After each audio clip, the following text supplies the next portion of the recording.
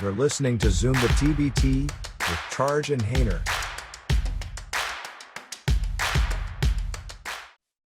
Hey guys, it's Charge and Hayner at Zoom the TBT, and tonight we got a real treat for our listeners. We got co-founder of the TBT, Dan Friel. Dan, how you doing? I'm doing great. I'm excited to be here with the Zoom the TBT guys. Finally, it's gonna be fun. Excellent. Appreciate you jumping on, Dan. Pretty wild to think that we're about to embark on year 8 of the TBT, and obviously some tremendous growth from 2014 to where we are now. And just to give our listeners a little bit of a backdrop, kind of how and when did TBT start to form, the thought process behind it, and how did we get to where we are now? It really just started with a series of emails and texts between John and I, John Mugar and I, probably sometime in the fall of 2010. 2009 actually. Wow. We just started emailing about different ideas and concepts, and if you were going to start something from scratch, well, how would you do it and what would it look like? And it honestly was sort of like the classic 21st century version of a barroom conversation. Like we just literally went back and forth for, it seemed like close to a year. And at some point, I think one of us was talking about the idea of, like, if you ever were to play a basketball game for $50 million, like what would happen? Who would play in that event? What would it look like? And so we just started kind of fine tuning this idea over time. And, eventually it settled on an idea of doing a tournament, a single elimination tournament. And at the time, I know just personally, like I had become a very big overseas and international soccer fan. Mm-hmm. And I think that when you look at the way that international sports are structured, in a lot of ways, it's much more appealing, at least to those that like competition, true competition, not just on the field, but off, than it is in America, to be honest with you. And so then when you look at every country overseas, and actually I have found out subsequently that it's true with basketball as well, but they all have these great national professional competitions, the FA Cup, the Coppa del Rey, the Coppa Italiana. They have all these awesome competitions, and we don't have anything like that in the United States, which is just nothing like it, because we operate largely in a closed system of competition. And so as a result of that sort of email process that went back and forth for quite a while, John, to his credit and my everlasting gratitude, decided he's gonna make it happen. And he basically quit a very productive and rewarding job as a producer in Hollywood, doing comedies and things that he loved and that he had worked at for close to 15 years, and decided to pull this together. One of the first people that he brought in was Jen Todd, and she really sort of professionalized a lot of what we were thinking that we were going to do. But it's very much been and still is a startup environment. We have 10 employees now. We had 3 at the beginning. We've had advisors that have come and gone over the years, and we've had a lot of people that have listened to some of our crazy ideas and concepts and thoughts. But ultimately, we've gotten to where we are now in 2021, and I'm just pumped and excited to be involved in this still. To be honest with you, it's amazing. Yeah, it's a lot of fun. I mean, bar conversations, what's that like? Hey, so you mentioned the soccer thing, just as we're a little free form here. So you mentioned competition. Any opinions on the failed Super League, just as a side note? I mean, what a disaster, right? Yeah, a total disaster. I mean, have you ever seen something that launched as poorly as that did? I mean, it's like they didn't even speak to anybody among any of the fan holders or stakeholders involved. And the thing that I thought was really compelling about that was that it's really one of the best examples outside of what we've done, I think, over the years of fan empowerment recently in sports. Like the fans really just put their foot down and said, no, we're not going to do this. Like the Liverpool, John Henry, who I, have been following for close to 20 years as owner of the Red Sox. I'm a Red Sox fan. Mm-hmm. Sorry to hear died that. in the wool. John Henry, I don't know if you saw the video that he had to post, but it was so apologetic and just mea culpa. And you could almost see the consternation in his face as he had to tell these Liverpool fans, like, don't blame these guys. This is me. And I've never seen anything like that in my life. And so it was frankly like really encouraging, because I feel like in so many ways, we've all kind of given up a lot of our agency over our lives, especially over the last year. Yeah. And, you made a joke about bar conversation, what that's like, but like, how different is your life now in April of 2021 than it was in April of 2019? And to a large extent, I loved what those people did in terms of putting their foot down, especially the English fans. it just was encouraging, I thought. To be Yeah, I honest, mean, don't know- and it I don't fits know how in you else to guys' describe brand. it. It fits in you What's guys' that? brand. I mean, your team's your tournament brand, which I've always loved, is like Right. you have a tournament for the people. So I thought you'd have an opinion about that. Yeah. And you mentioned the whole how's your life different? That kind of brings us into sort of the bubble concept. I mean, you guys were the first major sort of thing, a team sport in America to pull that off, which we were trying to go. We were trying to cover it, obviously, and we couldn't because of the bubble, but we Yeah. were still really excited, but you guys were able to pull it off. And what were some of the memorable challenges and lessons that go forward that you can draw from the bubble experience? I think first off is that, you can, if you put your mind to it, you can figure out how to do complicated things. I Yeah. think, honestly, I think a lot of us have probably over the years believed that purported experts in subject matters are the only people that know how to do anything. And, this was largely done by virtue of John and Jen and others on our team figuring it out, and so there were some basic rules that had to apply. And once you got the rules down, then you had to apply the circumstances to what those rules were. Yeah. And it was a great experience. I hope we never, ever have to do that again, because the stress of, every night at like 10:45 would get this batch of test results in. And like your palms are sweating as you're refreshing your phone, trying to get the email, or you get a text and somebody would test positive. And so it was just really not the best way to operate an event. But that being said, I think that what we took from it was, first off, that it's an important thing to play basketball and to give people a diversion and to have some fun. The players themselves almost universally were grateful in the interactions that I had with them to even be playing basketball at that point in July. Many of them had been sent home in February and March, or hadn't even played competitive basketball in several months. And so from that perspective, it was great. But overall, I'm really glad that we did it, and I'm glad that we played last summer. I'm looking forward to getting back into a regional structure this summer and playing, in front of fans again too. Yeah, I mean, just what an amazing effort to pull off the bubble, and like you said, why it was so important. America really needed that at that time. It would have been so easy to say, you know what, too many complications, too many hurdles. Let's look for 2021. So just amazing job pulling that off. Thank you. All right, so let's talk a little bit about regionals. So obviously, you have your Twitter and a lot of opinions and thoughts on where we should have regionals and what goes into picking out a regional. So we obviously have Columbus, Wichita, Illinois, and West Virginia championship site in Dayton. I know Philly wants to host. I know Iowa wants to host. All these people want to host. Brooklyn would like it back at some point. Yeah. So what goes into looking for a regional site? And these ones look amazing. I'll get your opinion on them, but look like amazing selections. Yeah, I think like the first thing is we just look for a partner that wants to work with us and help promote. What we've kind of figured out over the years is that as a startup event, and one that, in the broad spectrum of entertainment is very much an unknown, it helps if we have a known partner that can help promote us on the ground and help us achieve what our goals are every summer in terms of playing in front of a good number of fans. And so what we've done over the years is kind of isolate certain fan bases and certain locations that we think are going to be responsive to alumni teams in particular. And so, the best example that we've ever had has probably been Wichita in 2019. On a Thursday night, they had 8,000 people show up to see an alumni team play. And I was watching, I wasn't in Wichita at the time, but I was watching it on TV. I couldn't believe that this was the same event that we started playing two courts at the same time in a Division II gym in Philadelphia. Like it seemed impossible to be true. So we've kind of identified some of these cities. Last year really would have been the first time that we really, I thought, pulled it off, where we had an 8-city regional structure with a true host in each of those 8 cities, and a draw in each of them, meaning that we had at least one, what you would in a mall term call an anchor tenant that can bring people in.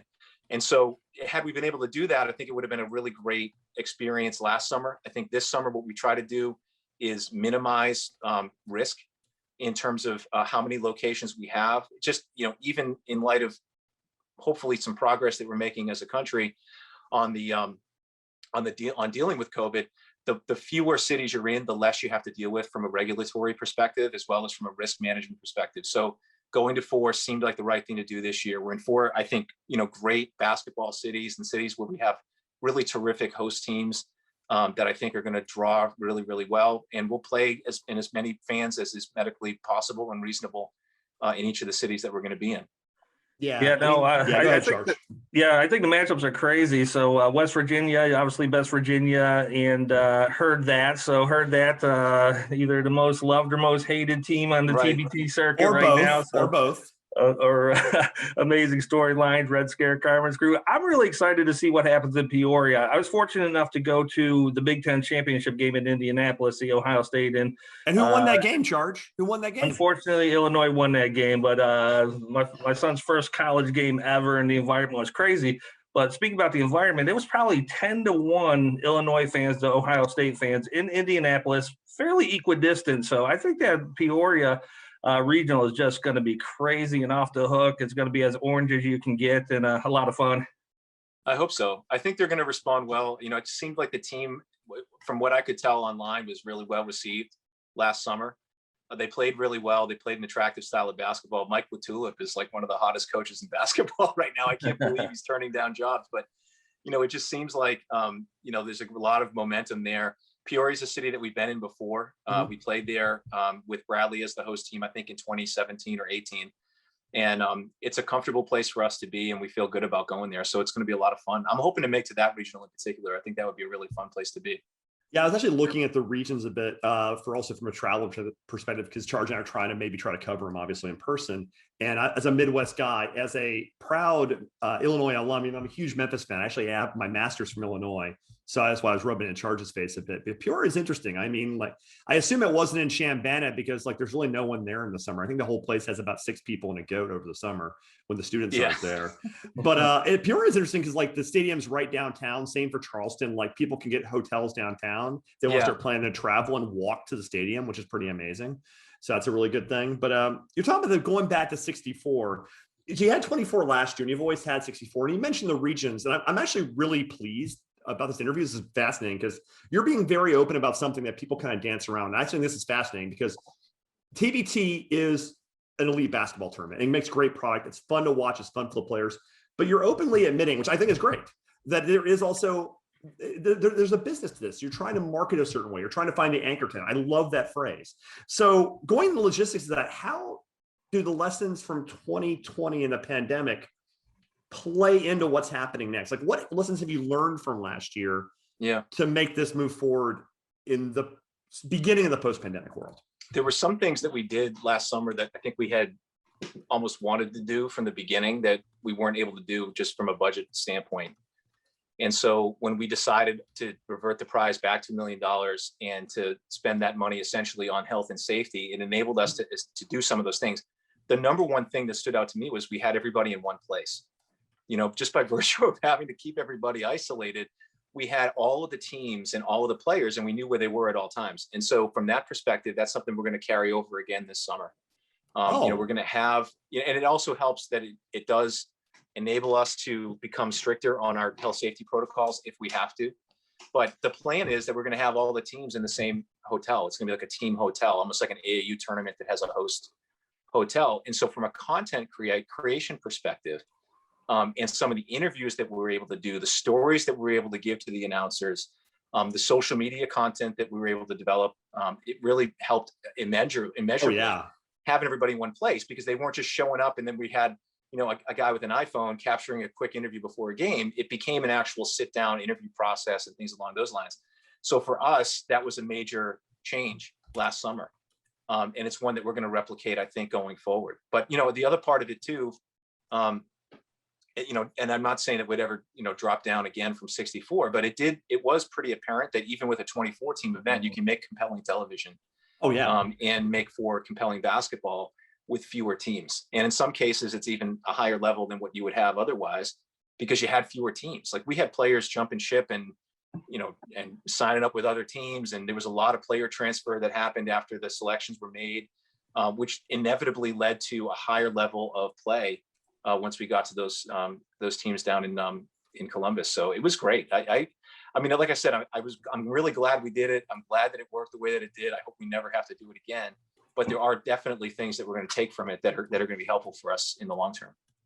Yeah, and that's pretty fantastic about putting the teams up. Obviously, it helps you with the safety protocols, but not every team has those deep pockets and those, kind of big boosters. So some of these guys funded Right. themselves out of pocket. So just that little bit of comfort in that first round is, I think, great for TBT and great for, getting teams involved and making it easy for them. And as far as the number of teams go, so Hainer, he's like a 128 team guy. So he wants you to expand this to everybody. I want games on everything. Mars. And he wants it everywhere. I loved 24 teams last year. I thought the competition was just amazing. The storylines were amazing. Every game, I mean, was not predictable. You had no idea who was going to win.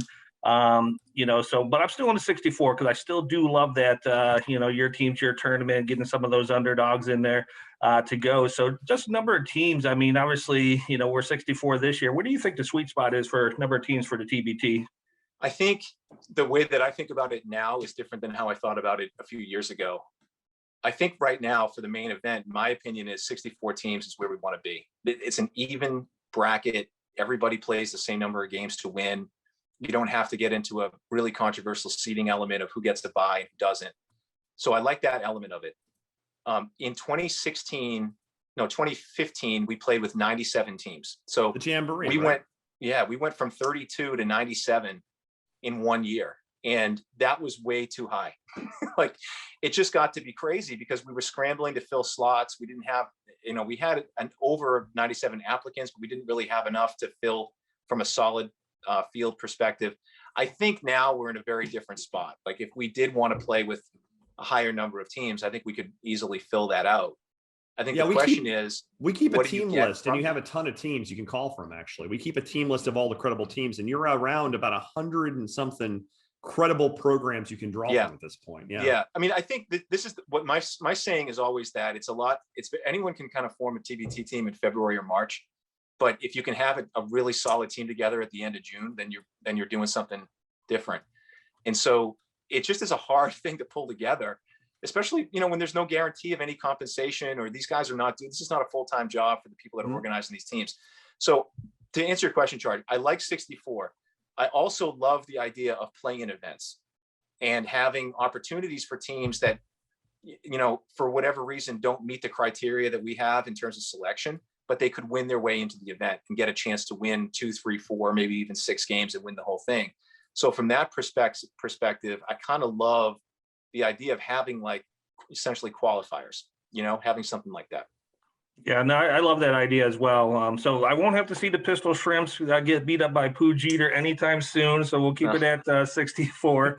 But yeah, did Vic Beasley give a TBT entry prize away 1 year? I thought he did Southern Gentleman or somebody. Vic Beasley. Oh yeah. So Vic so Beasley that actually, kind of has happened. he did that. Yeah, he did that, and he bought a slot again this year. And so he's going to host his tournament in Georgia from June 11th through the 13th. Which is 2 days prior to our deadline. And so the winner of his event is going to get a slot in TBT. Who's that? Yeah, I love that. What is Victor this? Beasley. He's a defensive end / linebacker. Oh, yeah. Okay, I know him. Yeah. Yeah, really great guy. Like, he's great. Like, I enjoy talking to him every time he calls. And so he's going to do that again. I have a feeling we always have had a lot of teams apply from, like, the Atlanta, Georgia area. Mm-hmm. And so I think that they'll be flooded with that. They'll be flooded with teams from, the Tennessee region, but it's going to be a great event. And so he's kind of doing it on his own. Like, he's going to do the Elam ending, and he's going to do some of the rules that we have, which I think is going to be fun. But that's essentially, that's kind of what I have in mind anyway. And whether we could ever pull it off or not really comes down to budget and sponsorship and stuff like that. Yeah, no, definitely cool. I love the concept. So looking forward to seeing who gets in this year. And the team that came out of there, like I said, I think it was Southern Gentlemen. And it was. They was a pretty good team too. There was no slouch coming out of there, and I don't recall how they performed. I think they had the coolest uniforms. Or the tuxedo ones, right? They were tuxedos. Yeah. Yeah. The best. Let me slip in here before Charles' next question, but before you go, Dan, we need to know, I want your graphic designer on the show, because I'm a designer, I'm an architect, and your uniforms and logos, there's a few duds, but like 90 to 95% are point on awesome. So I would like to either on the host or just to shoot the shit. I really need to talk to this person. They are amazing, amazing work. Fraser Davidson has done almost 95% of the logos over the years. He's a designer based out of London. Oh yeah. And so he did, if you remember, he did all the SB Nation blogs, and it's like some legendary thing in the design world. He did like 170 logos in 2 weeks or something crazy. So he does a lot of the logos and has continued to do them. And so, we'll see how many he ends up having to do this year.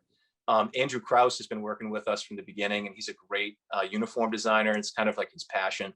To be honest with you, John Mugar himself puts a lot of thought into these uniforms. And so he has a lot of involvement. I'll chime in here and there with some ideas and relay ideas. But, the other part, this is interesting, but we're redoing the website this year, but the guys over the years have always had a slot that they fill out in their form when they enter, asking them about uniform designs or like colors and stuff like that.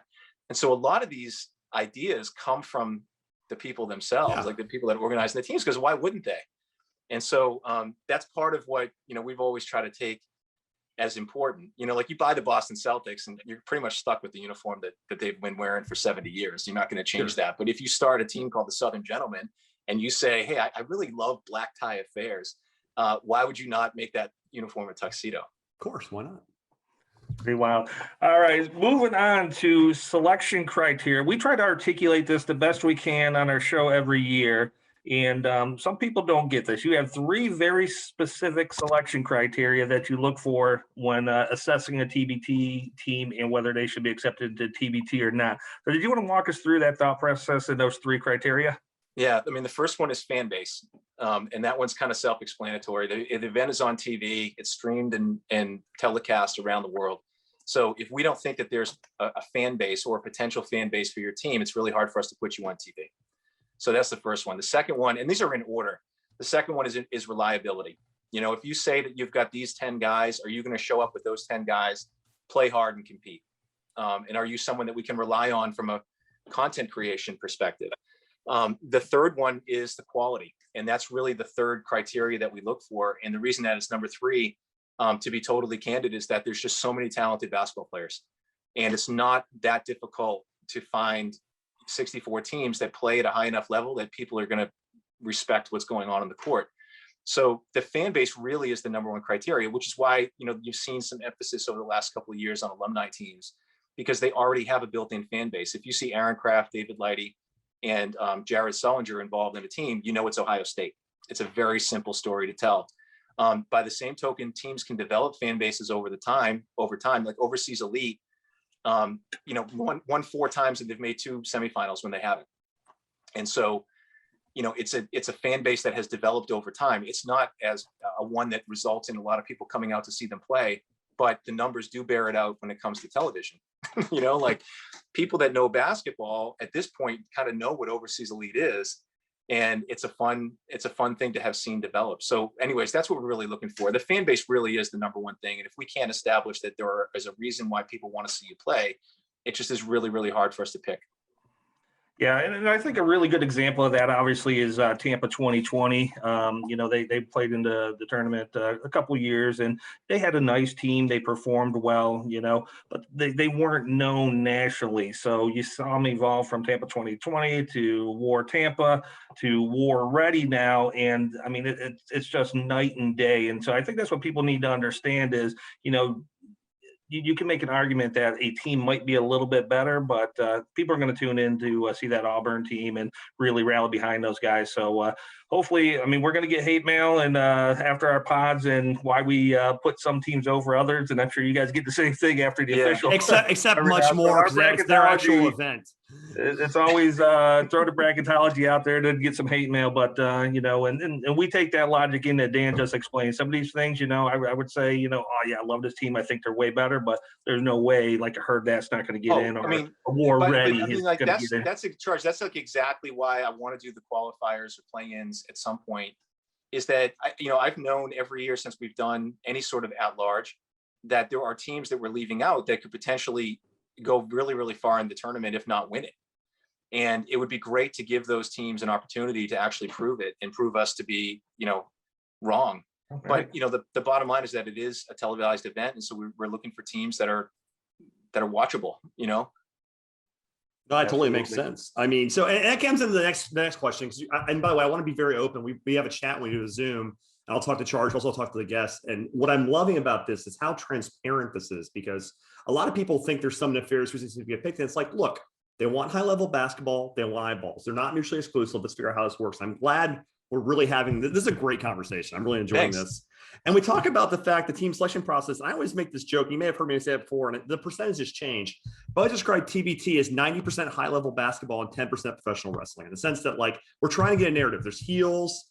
There's the baby face turns of the Ott Elmores. There's the people you try to hide. There's stories. So understanding you're trying to make the best tournament possible, and you would never, for example, screw if someone's seed like multiple lines for a story. But is it safe to assume narrative might have a minor effect in seed lines and matchups? I mean, I think we certainly take into account what the likelihood is that certain teams would meet down the line and all that stuff. I don't know that the NCAA would ever admit to that, but it seems to me it's true. But it's true. Yeah, I mean, every time I look at my bracket, I see, oh, look at those two teams. Like, that's interesting, you know. But that's going to happen inevitably. You know, like in the Charleston region, you've got basically two anchor tenants. You've got Marshall and you've got West Virginia. It would be great if they meet at some point, and they will at some point in the bracket. Whether they meet second round, third round, or fourth, you know, I don't know. But at some point, you know, those seedings will be made, and, you know, hopefully they properly account. I will say this: I can't remember what year it was, but we look back at our previous like 3 or 4 years of seeding, and our win percentage was significantly higher than in the NCAA, meaning that the higher seed had prevailed more often than it does in the NCAA tournament. And so it's not like we're just like putting a 1 seed in a 6 because we think it would make good television. You know, we are trying to seed these teams. The challenge that we have in seeding is that we don't have a regular season. There's no body of work that we can judge these people on, even from year to year. Like, I think one year Overseas Elite won the championship, and then we gave them a 2 seed in their regional the next year because we thought that there was a team that was better than them. And they took that as a huge piece of motivation, and then went out and won the whole thing again. And obviously we never made that mistake twice. But, you know, we just don't know from year to year. Like, some teams that look like they're really good one year come out the next year and are terrible. And other teams that look really bad come out and do really, really well the next. So it's just hard to forecast that. But certainly, you know, we're all sports fans, and we wouldn't be doing this if we weren't. So we definitely have some desire to, you know, make the tournament attractive. Yeah, it's interesting too. So we've been talking, obviously, of people attached to tournament, you know, both on your end and its individual teams. And I was having a conversation with a couple of teams today, and they were like, man, we're trying to figure out where to go. And they're actually gaming out what their path look like. So trying to figure out what their C would be. And we're not talking like just like the 8s or 9s, it's not like 1 and 2 state type teams, like going, okay, we know this region is going to have them because of this story, or they're going to go for this travel thing. What can we dodge? Like, is there any advice from you to teams watching this, like how they should pick where they're applying? What I would do is apply to a city that is easy for you to get to, that you're going to be comfortable in. I do think, you know, inevitably each year there's 1 or 2 regions that seem more difficult than another. And a lot of that largely in the past has been due to geographic location. I wouldn't discourage any team from applying to any particular region because they think it's going to be harder than another. I mean, where we're at now as an event is that once you get to, I would say now it's probably the second round, but it's almost every team that makes the tournament is a professional team. You know, they're almost ain't no half stepping. You no, gotta I mean, correct. even a 16 seed this year is going to have 6 to 7 people on their roster that earned a paycheck in the previous year from playing basketball. So there's no easy path. And you know, I think that certainly if you're a 1 seed and you're playing a 16, that inevitably means that, you know, you should have an easier game. But we've seen 16s beat 1s, and we've seen 15s beat 2s, and in our tournament it happens fairly often. So, you know, we feel like each of these locations is going to be a challenge. It just is a matter of where you want to go. And also, like, the other thing that we don't do is, like, we don't have a structure like NCAA where all 4 regionals happen at the same time. So you'll have 2 regionals that happen one weekend and 2 that happen the next. And sometimes guys cannot make one weekend or another. So you have to really think about, okay, who are the guys that I have to have? What can I do to best accommodate them? And then I'll fill in the rest of my roster from that point. And we're no different of an event from a basketball perspective than almost every other basketball thing out there. Every team has 3 to 5 guys that decide the outcome of that team, you know? And so I would, as a GM, I would focus on what those guys want to do.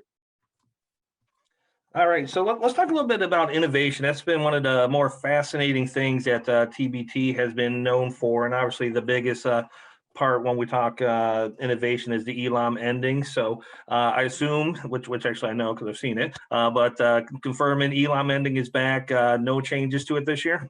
No changes this year. I don't know that it'll stay that way forever, but every year at the end of the tournament, Nick sends John and I this big long email with a whole bunch of data, and it's essentially an updated version of his famous PowerPoint.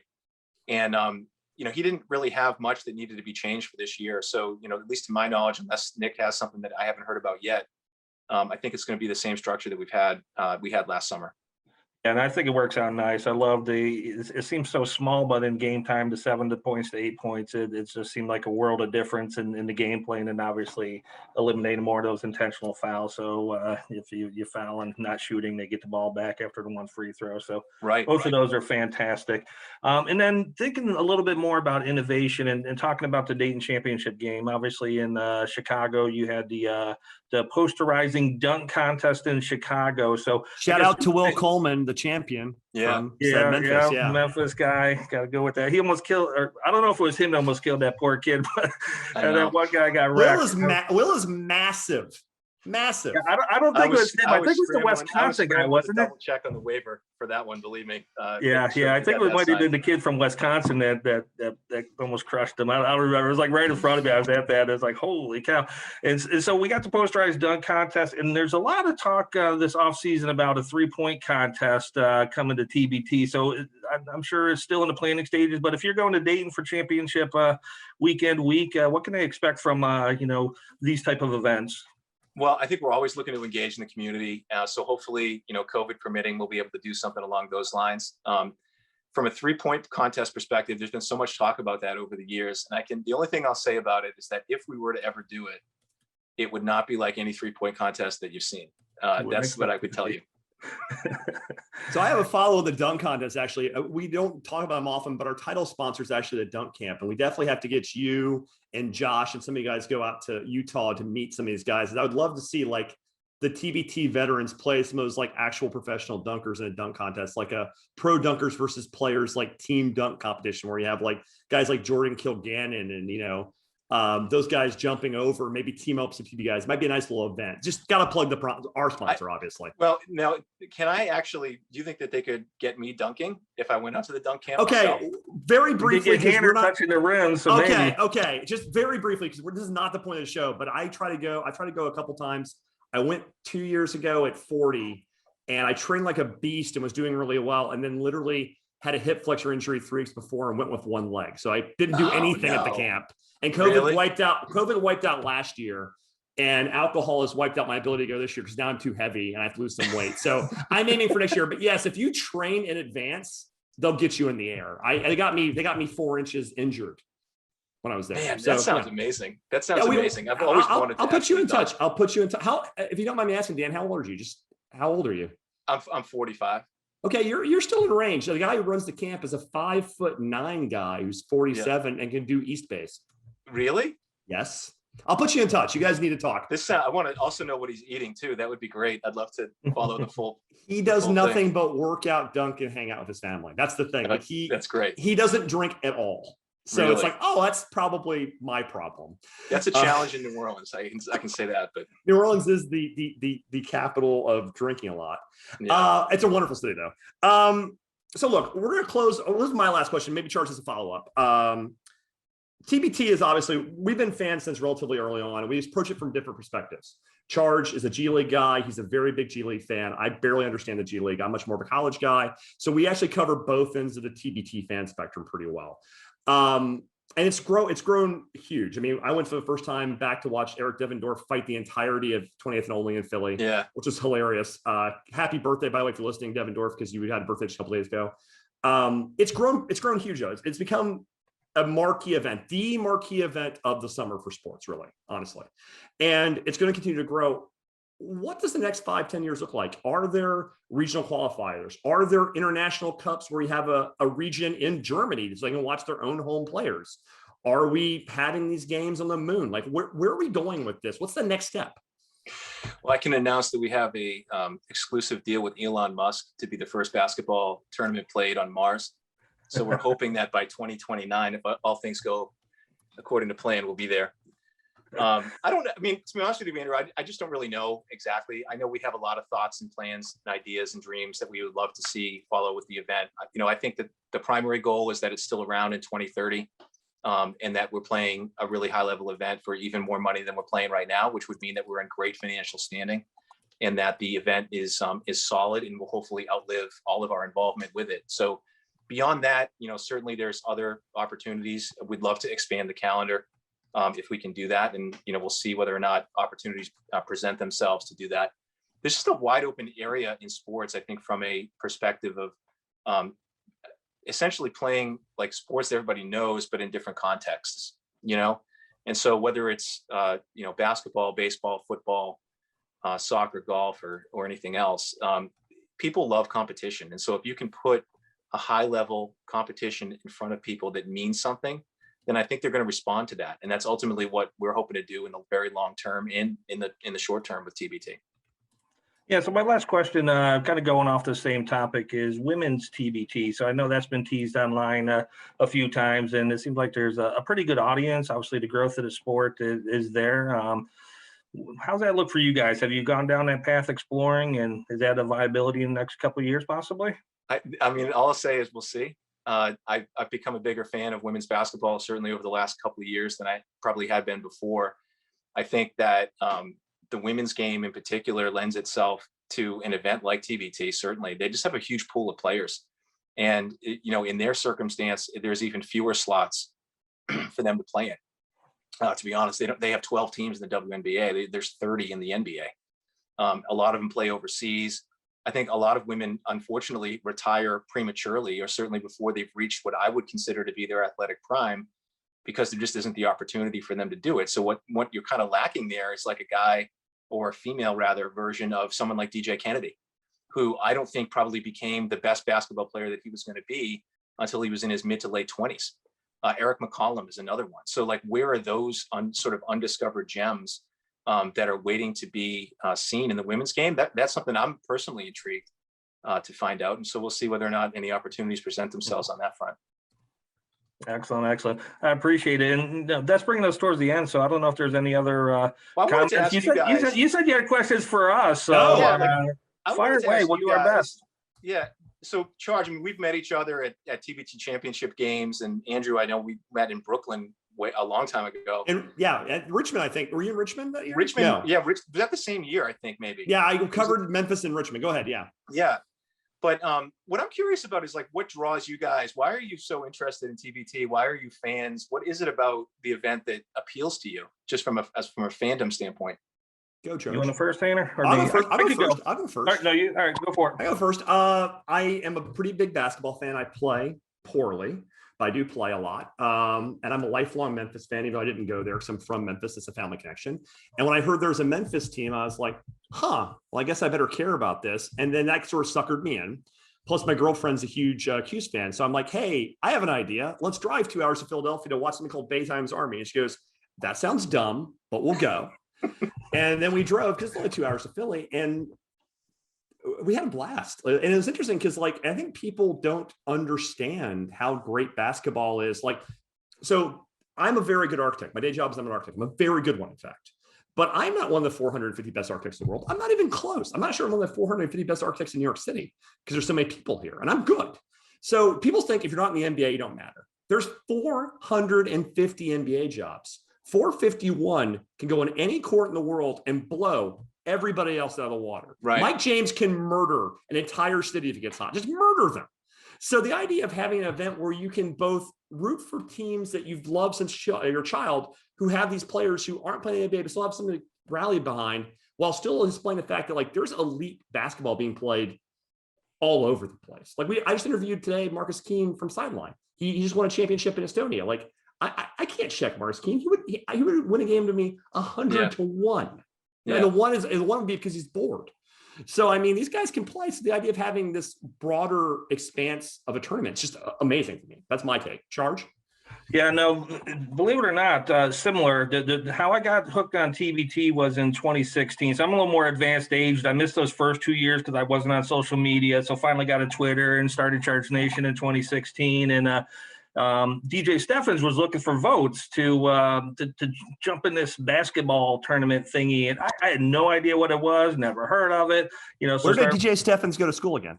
Well, Memphis. Yeah, I left that part out. So that's the commonality. With I started following it because of a Memphis team, the Bluff City Blues, at that time, and so I started researching. I'm like, oh, this is pretty cool. And then what really drew me in, and I think a lot of people who are fans from going all the way back to 2014, 2015, and this element's kind of missed in this current TBT, is you really had a vested interest in pulling for your team and pulling for your guys. They needed votes. You needed to get, people to retweet or whatever it was to get points, and you can win money, which you still can. And so I won $1,000 to 1 year off Overseas Elite. So I'm like, this is the greatest thing in the world. I don't have to do nothing but watch basketball and promote the TBT and promote my teams. I was determined to get the Canton Bulldogs into TBT. So we were sharing their links and just having fun. But it just was really good dovetailing to what I, enjoy doing is, following the Canton Charge players and, following that team. And you're seeing all the familiar faces that the Charge guys play against. And I follow the guys once they go overseas. So speaking of Marcus Keene, Maurice Kemp, MVP of the Estonian-Latvian championship game. So he's a teammate of Keene. So I hope he shows up in the TBT somewhere. But yeah, it's just really cool kind of following those Charge players. And early on, it was that vested interest. You were almost like a mini investor in the team and the league itself. And the other thing I would say is just you guys are fantastic. The transparency and the accessibility you give just an average person. Anytime we've asked you for anything, jump on our show, you're there. Josh is really great about pointing me in the right direction for, Josh is amazing. Numbers. Yeah, Josh is amazing. Yes. And so you guys are just so open and accessible. It pulls you in and you feel like a part of this community. And that's the other piece is, we know all these GMs now and these teams, and it's just an amazing community of people who, working at TBT and also competing at TBT.